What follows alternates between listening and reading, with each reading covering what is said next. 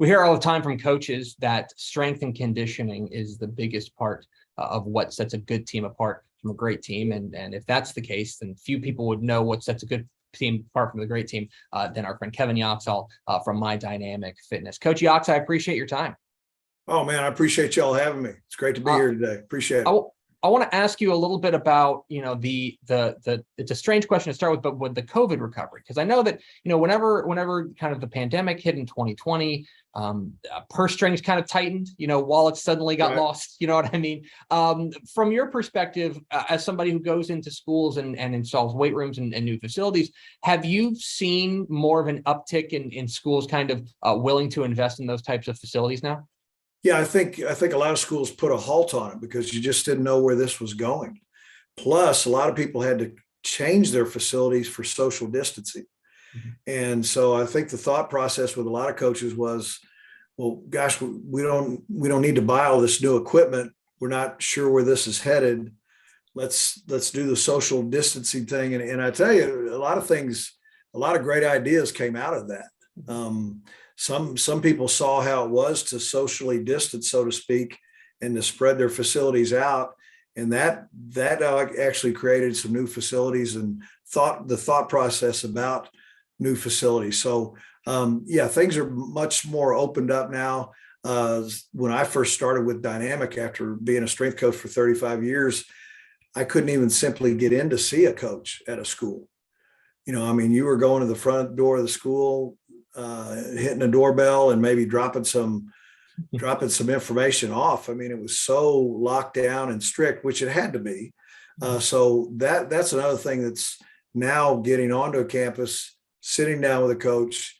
All those kind of things are a lot more wide open. So it was quite a learning curve becoming a sales rep anyway, but then also dealing with the pandemic made it that much harder. But now things are a lot better and going well. And like I said, a lot of great ideas kind of came out of some of the necessity of having to do the social distancing with athletes training.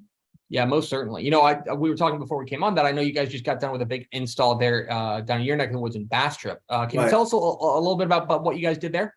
Boy, it came out really, really nice. They did a total of 12 double half racks, so a total of 24 racks, 6 double half rack rows on each side, and really came out well. The head coach down there, Jake, really had some great ideas about customization. He actually did a fundraiser where people donated money and they could have their company or their own family name put on the wrap on the weight room itself.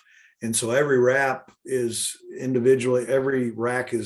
kind of has its own individual name to it in the room, and big wide open room. It was an indoor, kind of an indoor soccer training facility there on campus at one point. Now it's all weight room and it's turf. So we're really proud of that at Bastrop High School. That installation came out really nice, customized plates. The wraps came out nice and the cross members. So everything came off really well. So we're really proud of that room. Yeah, it sounds amazing what you guys were able to do down there. You mentioned that you were you're a strength coach for 30 years. For a new head coach, and there's new head coaches in the college ranks and the high school ranks, every single year. How important do you think it is to find that right strength coach to help you kind of build a program? Well, I think, of course, I'm biased about it. It's important all the way around. But especially nowadays, you hear this all the time. Well, things are different. Kids are different. A lot of things really are different in the way that you navigate your coaching of kids. And it used to be, I tell people this all the time, when I first started in college, the norm now is when there's a coaching change, a head coaching change. Not necessarily just in football, but on the major college level, football, baseball, men or women's basketball. A lot of times that new coach will bring in their own selected strength coach. And when I first started out at TCU, it wasn't so much that. When Coach Wacker left to go to the University of Minnesota, it wasn't a slam dunk that I was going.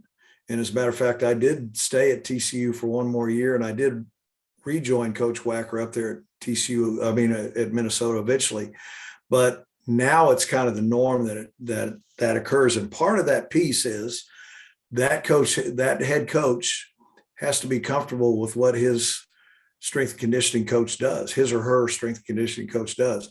And so, yeah, it's extremely important. And I think there's that familiarity is something to look at, but also philosophically, the head coach and the strength coach have got to be somewhat on the same page. And that's extremely important when it comes to looking for a strength coach. And then all the necessary things, proper certification, things of that nature, education, those kind of things count and go a long way as well. Finally, you've spent a lot of time, obviously, in weight rooms. You guys are the best at designing these weight rooms and getting them installed in high schools across the state of Texas. I'm interested. Can you give me the elevator pitch? What is it that makes a great weight room? What am I looking for? And if I walk in as a novice, what would I need to look for? Me like, all right, these people who put this together, they know what they're doing. Yeah, and this is a word I really hate to use, but it's the F word, functionality. Okay. But you do have to look for, especially in high school. Okay. A lot of these Division I, these big weight rooms, they're broken off by having a men and women's basketball weight room, and they have a baseball weight room, and they have an Olympic sport weight room, and they have a football weight room. Okay. And then those weight rooms can be built specifically for what they're dealing with. But when you talk about a high school weight room, you virtually have everybody using that room. So that room has got to be big enough, first of all.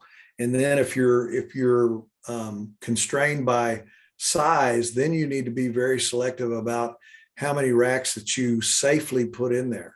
And too many times as coaches, we think, well, I've got to have this many racks. I've got to cram it all in there.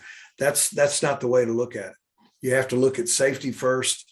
And yeah, you want to maximize your room, and you want to maximize the amount of boys and girls athletes that you get in there, but you've got to maximize the safety first and foremost. And so the spacing in between your racks and things like that comes into play. Also, machines are great.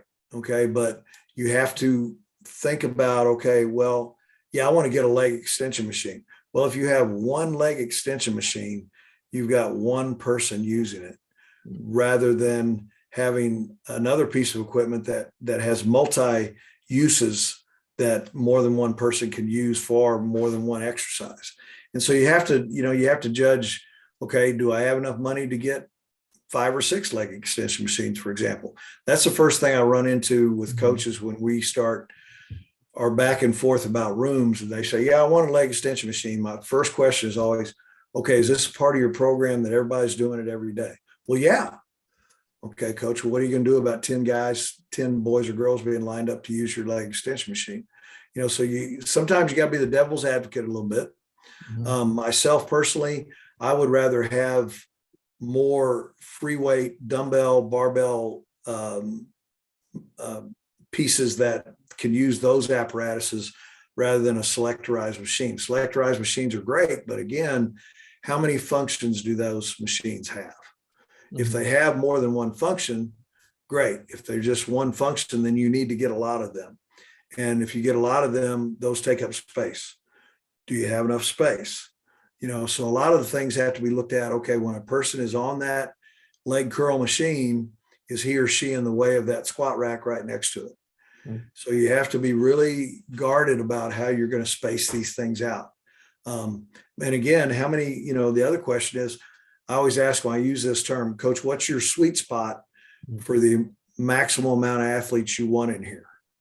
Okay. And whereas Bastrop, for instance, they wanted to have 24 racks to where they could have two athletes, boys or girls, per rack. Okay. So you just doubled. So we were able to double that number, 48. And that's what they wanted to have in there at any given time. And so that room's a perfect example.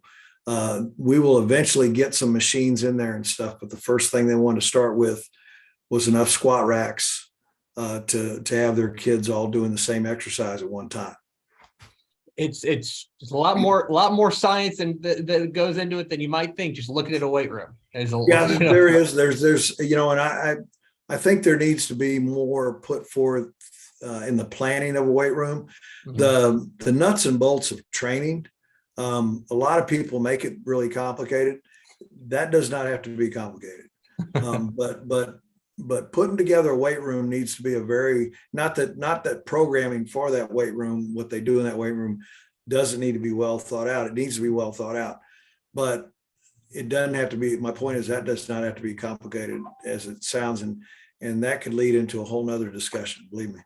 He's Kevin Yoxall from My Dynamic Fitness. Make sure you check out what they got going on there at mydynamicfitness.com. Coach Yox, appreciate your time as always, my friend, and we'll see you on down the road.